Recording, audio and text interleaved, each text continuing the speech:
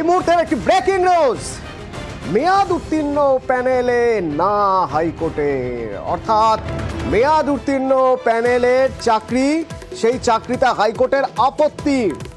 সওয়াল জবাবের মধ্যে বিচারপতির কড়া প্রতিক্রিয়া।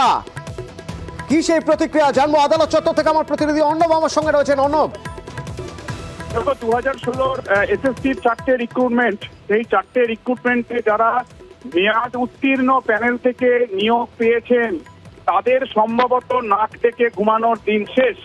কারণ সুপ্রিম কোর্ট রক্ষা কবচ দিতে পারে প্রিন্সিপাল অফ ন্যাচারাল জাস্টিসের প্রশ্নে, কিন্তু সেই প্রিন্সিপাল অফ ন্যাচারাল জাস্টিসের বিষয়টি শুনিয়ে খতিয়ে দেখবার জন্যই বিশেষ ডিভিশন বেঞ্চ করা হয়েছে। সেখানেই বিশেষ ডিভিশন বেঞ্চের প্রিসাইডিং জজ দেবাংশু বসাক স্পষ্ট করে দিলেন, মেয়াদ উত্তীর্ণ প্যানেলের চাকরি থেকে থাকার কোনো প্রশ্নই নেই। অর্থাৎ মেয়াদ উত্তীর্ণ প্যানেল থেকে যারা চাকরি পেয়েছেন সেই চাকরি কখনোই বৈধ হতে পারে না, এটা বলছে বিশেষ ডিভিশন বেঞ্চ।